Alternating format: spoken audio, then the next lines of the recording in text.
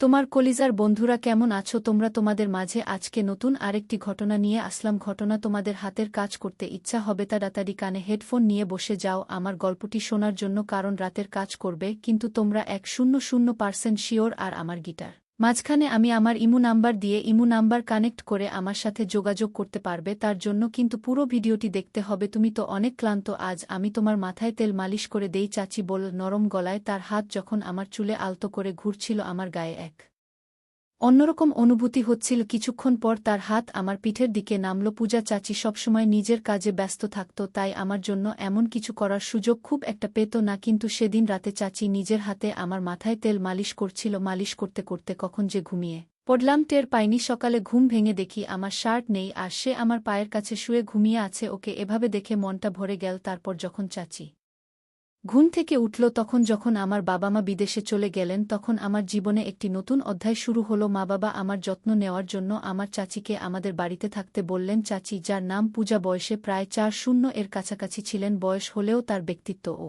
রুচিশীলতা ছিল মনোমুগ্ধকর। তার চালচলন, হাসি আর কথার ধরন সবকিছুই একেবারে আকর্ষণীয় ছিল। আমি তার দিকে মুগ্ধ হয়ে তাকিয়ে থাকতাম। সত্যি বলতে চাচি ছিলেন সত্যিই আকর্ষণীয়। তার মুখে সবসময় এক ধরনের অদ্ভুত হাসি লেগেই থাকত। আর চাচি যে আমার যত্ন নিতেন তা এক কথায় ছিল ভীষণ আলাদা। আমার প্রতি তার এমন একটি ভাবনা ছিল যেন আমি এখনও সেই ছোট্ট শিশু যে প্রতিটি প্রয়োজনের জন্য অন্যের উপর নির্ভরশীল। তিনি আমার খাবার দাবার থেকে পোশাক পরিচ্ছদ সবকিছুতেই নজর রাখতেন, যেন আমার প্রতিটি ছোট বড় দায়িত্ব তারই উপর। অনেক সময় তার এই অতিরিক্ত যত্ন আমার মনে প্রশ্ন জাগাত, কিন্তু সত্যি বলতে এর মধ্যে এক ধরনের স্বস্তি খুঁজে পেতাম। সকালে তিনি যখন আমাকে গোসল করার কথা বলতেন, তার কণ্ঠে এক আলাদা ভাব থাকত। বারবার তিনি নিজেই আমাকে গোসল করাতে চাইতেন, যেন বুঝতেই চাইতেন না যে আমি এখন বড় হয়েছি। বন্ধুরা, আজকের গল্পটা অনেক বেশি স্পেশাল, তাই কেউ মিস করো না।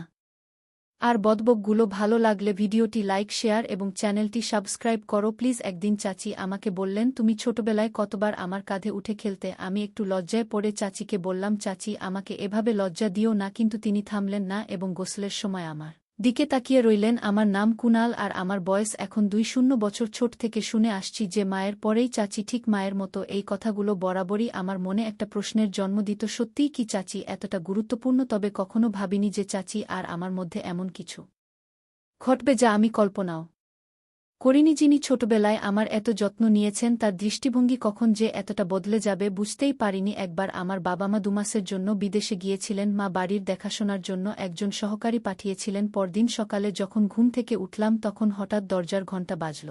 যেহেতু মা বাবা বিদেশে ছিলেন, তাই ভাবলাম হয়তো কেউ এসেছেন। দরজা খুলতেই সামনে দাঁড়িয়েছিলেন এক লম্বা সুন্দরী এবং আত্মবিশ্বাসী মহিলা। তার চোখে ছিল এক ধরনের ঝলক আর তার মুখে ছিল মৃদু হাসি। তিনি হাসতে হাসতে বললেন, এই বাড়িতে একজন কাজের মহিলার দরকার ছিল, তাই না? আমি তাকে মনোযোগ দিয়ে দেখলাম এবং বললাম, হ্যাঁ, সম্ভবত আমার মা আপনাকে ডেকেছেন। তারপর তাকে বাড়ির ভেতরে নিয়ে এলাম। যখন তিনি ঘরে ঢুকলেন, আমি তাকে রান্নাঘর দেখালাম। তবে তিনি এমনই অভিজ্ঞ ছিলেন যে রান্নাঘরে কি কোথায় আছে তা সঙ্গে সঙ্গেই বুঝে গেলেন, যেন আগে থেকেই এখানকার সবকিছু তার জানা। আমি ভাবলাম এটা খুবই ভালো হলো, মা নিশ্চিন্ত থাকতে পারবেন। তখনই মাকে ফোন করে জানালাম যে কাজের মহিলা এসে গেছে। মা এটা শুনে অনেকটাই নিশ্চিন্ত হলেন। আমিও বুঝলাম এখন আর একা থাকার অনুভূতিটা থাকবে না। সারাদিনের কাজের পর সন্ধ্যায় কাজের মহিলার ছুটি দেওয়ার সময় হঠাৎ করেই তিনি আমাকে বললেন, কুনাল, সকাল থেকে তোমার সাথে আছি, কিন্তু তুমি এখনও আমাকে চিনতে পারলে? তার কথা শুনে আমি অবাক হয়ে গেলাম। আমি বললাম, আমি জানি আপনি বাড়ির কাজে সহায়তা করতে এসেছেন, তবে আর কি পরিচয় আছে আপনার? তিনি হাসতে হাসতে বললেন, আমি এ বাড়িতে কাজের মহিলা হিসেবে এসেছি বটে, কিন্তু আগে আমাকে তুমি পূজা চাচি বলে ডাকতে। আমার নাম পূজা, তোমার ছোটবেলা থেকেই আমি তোমার দেখাশোনা করেছি। আমি বিস্মিত হয়ে বললাম, আমার জানা ছিল না যে পূজা চাচি আমার জন্য এসেছেন। মানুষ যখন বড় হয় তখন শৈশবের অনেক কিছু ভুলে যায়।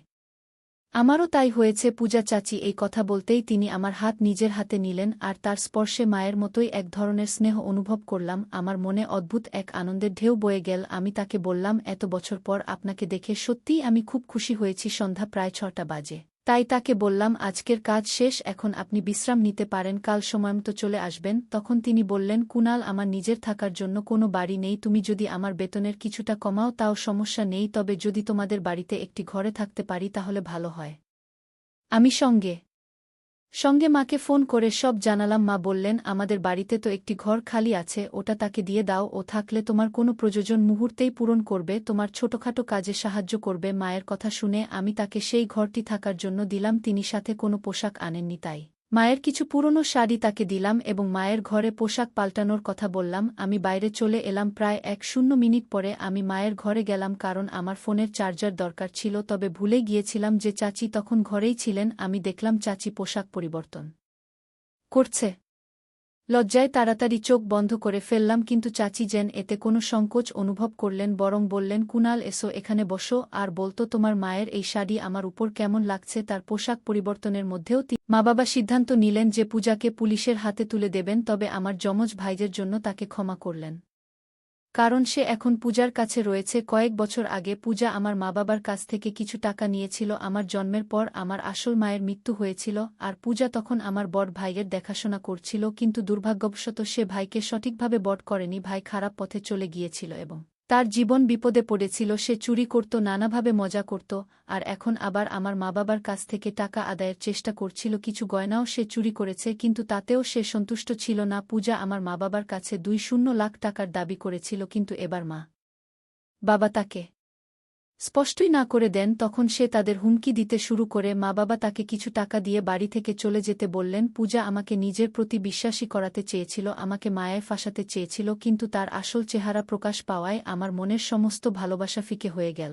কয়েক বছর আগে আমার মা বাবা আমাকে দত্তক নেয়ার জন্য পূজাকে টাকা দিয়েছিলেন, কিন্তু সেই টাকা পূজা সঠিকভাবে ব্যবহার করতে পারেনি। সে আমার বড় ভাইকেও সঠিকভাবে বড় করতে পারেনি। যদি সময়মতো সে সেই টাকার মূল্য দিত এবং সঠিক যত্ন নিত, তাহলে হয়তো আজ আমার বড় ভাই ভালো পথে থাকত, কিন্তু পূজা না তাকে সঠিক শিক্ষা দিয়েছে, না তাকে সঠিক দিশা দেখিয়েছে। তাই মা বাবা তাকে আমাদের জীবন থেকে দূরে সরিয়ে দেন এবং আমার বড় ভাইকেও দত্তক নেন, তাকে নিজের সন্তানের মতো বড় করে। আমি আমার মা বাবার প্রতি অত্যন্ত কৃতজ্ঞ, যারা আমাকে এবং আমার ভাইকে এত সুন্দর জীবন দিয়েছে। যদি সময় মতো পূজার আসল চেহারা না জানতাম, তাহলে হয়তো তার মায়ের জালে পড়ে জীবনটা নষ্ট হয়ে যেত। কিছু মানুষ অর্থের লোভের সম্পর্কের মর্যাদা ভুলে যায়। সম্পর্কের মর্যাদা এবং সম্মান বজায় রাখা আমাদের জীবনের অন্যতম গুরুত্বপূর্ণ ও মূল্যবান নীতি।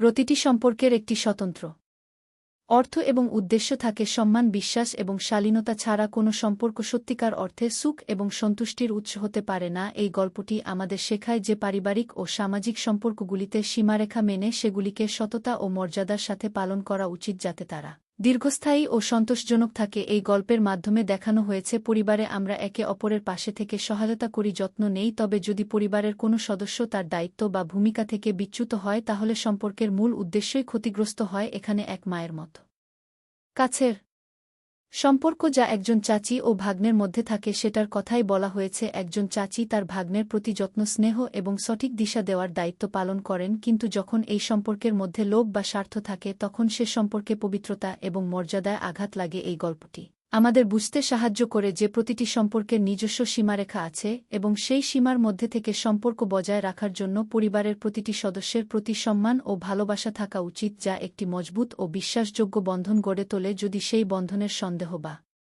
অবিশ্বাস আসে, তবে সম্পর্কটি ভেঙে যাওয়ার পথে চলে যায়। তাই প্রতিটি সম্পর্ককে তার সঠিক স্থানে রাখা প্রয়োজন, যাতে পরিবারের প্রতিটি সদস্য নিরাপদ ও মর্যাদাপূর্ণ বোধ করে। এছাড়াও যখন আমরা কোনো সম্পর্কে থাকি, তখন আমাদের ভাবনা, অনুভূতি এবং কাজগুলিতে স্বচ্ছতা থাকা জরুরি। যদি কোনো সম্পর্ক স্বার্থ, লোভ বা অন্য কোনো খারাপ উদ্দেশ্যে পরিচালিত হয়, তবে সেটি কখনোই সঠিক পথে এগোতে পারে না। এই গল্পটি আমাদের শেখায় যে সম্পর্কগুলি শুধুমাত্র বাইরে নয়, আমাদের নিজেদের মধ্যে মূল্যায়নের প্রভাব ফেলে। যখন আমরা সম্পর্কের মর্যাদা ও নীতিমালা লঙ্ঘন করি, তখন তা শুধু আমাদের সমাজে নয়, আমাদের নিজেদের কাছেও অপমানজনক হয়। তাই প্রতিটি সম্পর্ককে সম্মান এবং দায়িত্ববোধ দিয়ে পালন করা উচিত। এই গল্পে চাচির চরিত্র এমন এক আদর্শ প্রতীক, যা দেখায় কিভাবে সম্পর্কের যত্ন নেওয়া এবং তাদের সম্মান বজায় রাখা আমাদের কর্তব্য। যেভাবে তিনি তার ভাবনাকে যত্ন সহকারে কাছে টেনেছেন এবং তার দায়িত্ব নিয়েছেন, তা নিঃসন্দেহে প্রশংসনীয়। তবে যদি কোনো সম্পর্কের মধ্যে আবেগজনিত দ্বন্দ্ব দেখা দেয়, তখন উচিত সেই সমস্যার যথাযথ সমাধান খুঁজে বের করা, তা ভুল ভাবনায় প্রভাবিত না হয়ে। এই গল্পের আবেগময় দ্বন্দ্ব আমাদের বোঝায় যে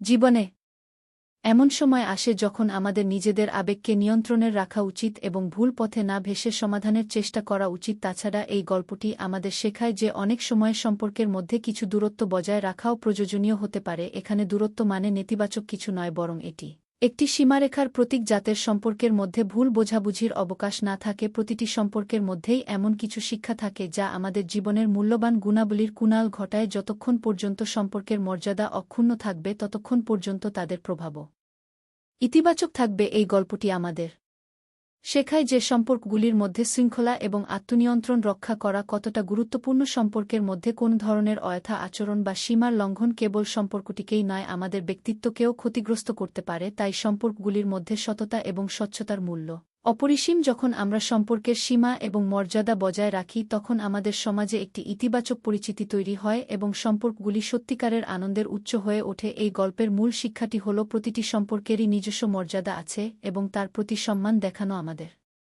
কর্তব্য। যখন আমরা এই দায়িত্ব পালন করি তখন জীবনে সুখ এবং শান্তি আসে। সম্পর্কের মূল্য শুধু একত্রে থাকার মধ্যে নয়, বরং সঠিক চিন্তা, সম্মান এবং সততার সঙ্গে তা পালনের মধ্যেই থাকে। তাই গল্পটি আমাদের বোঝায় যে সম্পর্কগুলিকে বুদ্ধিমত্তা, শ্রদ্ধা এবং সত্যের সাথে পালন করা উচিত, যাতে তারা সবসময় সুন্দর, সজীব এবং প্রেরণাদায়ক থাকে। এই গল্পের সারমর্ম এটাই যে প্রতিটি সম্পর্কের মধ্যে একটি সীমারেখা থাকে যা তাকে পবিত্র এবং নিরাপদ রাখে। এই সীমারেখাগুলি মেনে চলা উচিত যাতে আমাদের সম্পর্কগুলি যেমন মজবুত থাকে তেমনি আমাদের সমাজে একটি ভালো এবং প্রেরণামূলক ভাবমূর্তি তৈরি হয়। বন্ধুরা, যদি এই গল্পটি ভালো লেগে থাকে তাহলে দয়া করে ভিডিওটি লাইক করুন এবং আমাদের চ্যানেলটি সাবস্ক্রাইব করুন। থাকা বেল আইকনটি প্রেস করুন যাতে করে আমরা যখনই নতুন ভিডিও আপলোড করি তার নোটিফিকেশন সবার আগে আপনার কাছে পৌঁছে যায়। ধন্যবাদ। দেখা হবে আমাদের পরবর্তী ভিডিওতে।